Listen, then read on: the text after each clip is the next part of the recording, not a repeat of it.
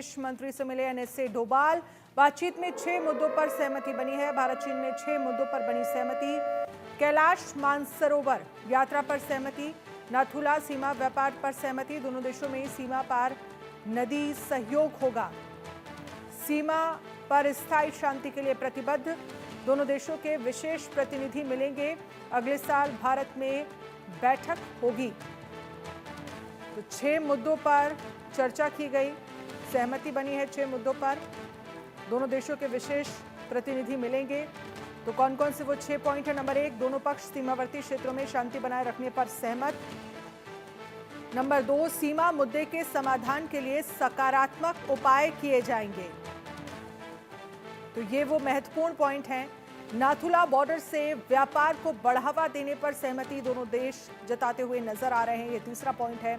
चौथे पॉइंट की बात करें तो तिब्बत में भारतीय तीर्थयात्रियों की तीर्थ यात्रा पर सहमति। और पांचवा पॉइंट है राजनयिक और सैन्य वार्ता में समन्वय और सहयोग। और आखिरी छठा पॉइंट क्या रहा इस बातचीत का? बैठक का एक नया दौर आयोजित करने पर सहमति जताई गई है। अजय जांड्याल इस पर ज्यादा जानकारी के लिए हमारे साथ लाइव जुड़ गए हैं। अजय, क्या जानकारी है? कौन कौन से वो 6 बड़े मुद्दे हैं जिन पर सहमति बनी है और इससे आने वाले वक्त में क्या फायदा होता हुआ दिखेगा? देखिए, इसमें सबसे पहले जब प्रधानमंत्री की शी जिनपिंग से बैठक हुई थी, उसके बाद इस चीज की आशंका जताई गई थी कि अब चीजें जो है वो बेहतरी की ओर आगे बढ़ेंगी। और ठीक कुछ दिनों बाद जब पेट्रोलिंग देवसांग के देमचौक के इलाके में शुरू हुई, तो उसके बाद कहीं ना कहीं एक चीज साफ हो गई कि ये वार्ता का जो सिलसिला चला है, जो लगभग 23 राउंड की वार्ता हुई थी, उसमें चीजें जो है वो सकारात्मक तरीके से आगे बढ़ी हैं और उसका नतीजा भी निकला है। अब आज जो एनएसए अजीत डोभाल का चीन दौरा है, उसके बाद जो बैठक हुई और उसमें जो चीजें सामने निकल कर आई हैं, वो अपने आप में बताती हैं कि चाहे जो बाकी इलाके हैं एलएसी विवाद को लेकर जिनमें तनाव पैदा हुआ था, जहां पर पेट्रोलिंग की बात की जाए या फिर दोनों देशों के बीच एलएसी का जो एलएसी के जो पॉइंट्स हैं उनको लेकर बात की जाए, तो उसमें काफी तनाव था।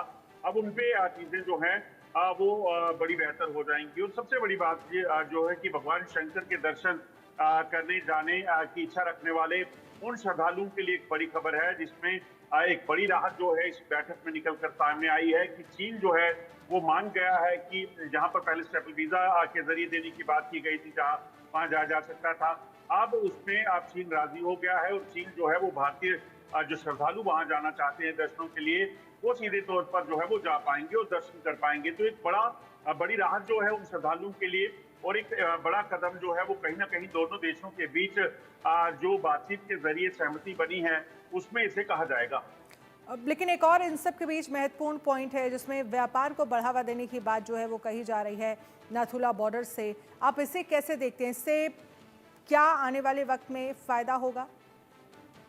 देखिए, अगर आप देखें तो जब गैलवान हुआ था, उसके बाद चीन जिस तरीके से अपना रुख रखे हुए था और उसके बाद भारत ने एक बड़ा डिप्लोमेटिक स्टेप लिया और भारत के लोगों ने खासतौर पे जब ये जो है पूरा फैसला कर लिया कि चीन के साथ तमाम जो व्यापारिक रिश्ते तो सरकार खत्म करेगी, मगर लोग जो है वो चीन से आने वाली चीजों का जो है बहिष्कार करेंगे और उसका असर सीधे तौर पर चीन की इकोनॉमी में पड़ता दिख रहा था। और उसी चीज को लेकर जो है वो चीजें थमी थी और उसके बाद चीन कहीं ना कहीं दबाव में आया और चीन ने तमाम चीजों पर जो है पहले शांति हुई, एलएसी पर जो तनाव था वो कम हुआ और उसके बाद बातचीत को सिलसिले में चीजें रिजल्ट निकल कर आए। तो नाथुला बॉर्डर से कहीं ना कहीं ट्रेड अगर बढ़ता है तो चीन जानता है कि भारत जो है दुनिया के ऐसे देशों में शामिल है और सबसे बड़ा देश है जहां पर पॉपुलेशन वाइज बात की जाए या फिर जो चीन से जो चीजें आती हैं सबसे ज्यादा जो है वो यहाँ से इंपोर्ट की जाती हैं और उसका इस्तेमाल सबसे ज्यादा भारत में होता है। तो सीधे तौर पर एक बड़ा बाजार होने के कारण जो है अब नाथुला बॉर्डर से अगर इस चीज में इजाजत हो जाती है, राजी हो जाते हैं दोनों देश, तो कहीं ना कहीं चीन को इसका काफी जो फायदा मिलने वाला है इकोनॉमिकल तरीके से, करें चीन के इकोनॉमी के तरीके से अगर देखें तो। चलिए, आप बहुत बहुत शुक्रिया तमाम जानकारी के लिए अजय जांड्याल। लेकिन इन सब के बीच जब चीन के विदेश मंत्री से एनएसए अजीत डोभाल ने मुलाकात की, 6 महत्वपूर्ण पॉइंट जो हैं वो बातचीत से सामने निकल कर आए हैं। कैसे इससे भारत को फ़ायदा होगा और कैसे अब आगे की जो चीन की विस्तारवादी सोच है उस पर लगाम लगेगी, इस पर एक रिपोर्ट देखिए।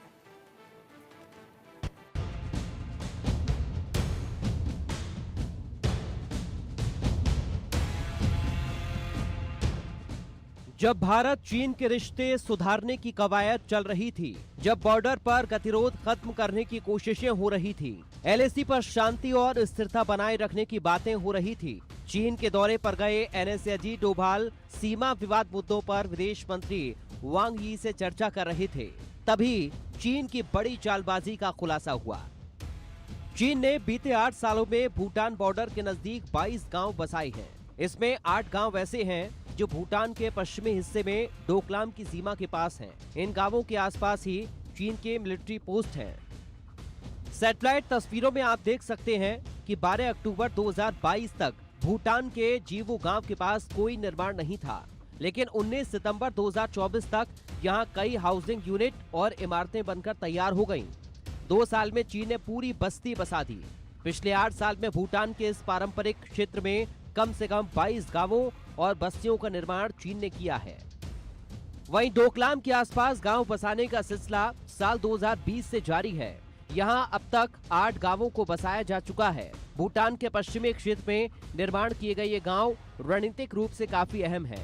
इन इलाकों में चीन की गतिविधियां बढ़ने से भारत और चीन के रिश्ते फिर खराब हो सकते हैं, क्योंकि इस क्षेत्र में चीनी स्थिति मजबूत होने से सिलीगुड़ी कॉरिडोर, जिसे चिकन नेक भी कहा जाता है, की सुरक्षा पर खतरा मंडरा सकता है।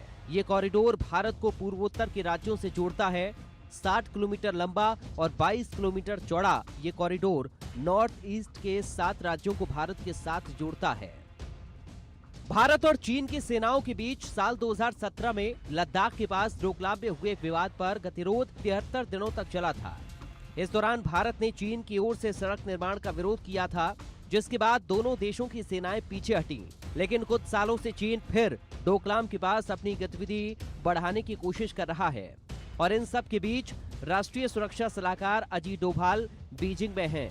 जाहिर है कि वो इस मुद्दे को चीन के सामने जरूर उठाएंगे, लेकिन सवाल है कि आखिर ड्रैगन अपनी नापाक हरकतों से बाज क्यों नहीं आता, और सवाल ये भी कि चालबाज चीन का इलाज क्या है। Bureau report, India news.